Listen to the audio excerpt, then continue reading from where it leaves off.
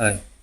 ഇപ്പോൾ നമ്മൾ WhatsApp, Facebook, ഇൻസ്റ്റാഗ്രാമൊക്കെ open ചെയ്യുമ്പോൾ പുതിയൊരു ട്രെൻഡായിട്ട് ഇതുപോലത്തെ ഇമേജുകൾ കാണാൻ പറ്റും. ഇതിന് മുമ്പ് ഒരു മഞ്ഞൾപ്പൊടീൻ്റെ ഒരു ട്രെൻഡ് ഉണ്ടായിരുന്നു, അതുപോലെ ഇപ്പം വരുന്നൊരു ട്രെൻഡാണ്. ഇതിപ്പോൾ ഇതെങ്ങനെ ക്രിയേറ്റ് ചെയ്യാമെന്ന് ഒരുപാട് പേര് ചോദിച്ചിട്ടുണ്ടെങ്കിൽ അതുകൊണ്ട് ഒരു വീഡിയോ ക്രിയേറ്റ് ചെയ്യണം.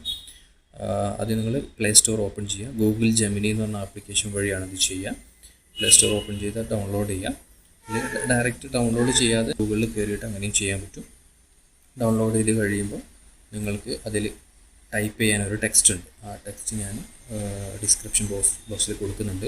അത് അതേപോലെ പേസ്റ്റ് ചെയ്ത് കൊടുക്കുക. പേസ്റ്റ് ചെയ്ത് കഴിയുമ്പോൾ നിങ്ങളോട് ഏതാണോ നിങ്ങൾക്ക് ആവശ്യമുള്ള ഇമേജ് അപ്ലോഡ് ചെയ്യാൻ വേണ്ടി പറയും.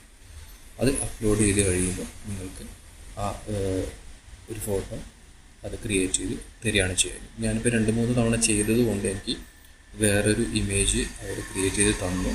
അതിന് ശേഷം ഞാൻ എൻ്റെ ഫോട്ടോ എടുത്ത് 2-3 ചെയ്ത് കഴിയുമ്പോൾ നിങ്ങൾക്ക് ഇങ്ങനെ ഏതെങ്കിലും ഒരു ഫോട്ടോ അവർ ക്രിയേറ്റ് ചെയ്ത് തരും.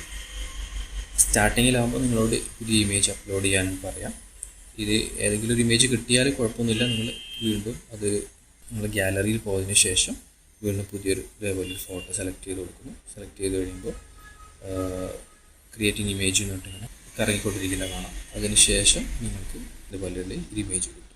എന്നിട്ട് നിങ്ങൾ റൈറ്റ് സൈഡിൽ മുകളിൽ ഡൗൺലോഡ് എന്ന് പറഞ്ഞാൽ ആരോക്കി കാണാം. അതിൽ ക്ലിക്ക് ചെയ്ത് കഴിയുമ്പോൾ നിങ്ങളുടെ ഗാലറിയിലേക്ക് ഇത് സ്റ്റോറേജ് ചെയ്യും. അതുപോലെ ഈ ടെക്സ്റ്റ് ഞാൻ ഇടുന്ന ടെക്സ്റ്റ് നിങ്ങൾക്ക് എഡിറ്റ് ചെയ്തിട്ട് വേണമെങ്കിൽ പേര് കാര്യങ്ങളൊക്കെ നിങ്ങൾക്ക് ആഡ് ചെയ്യാം.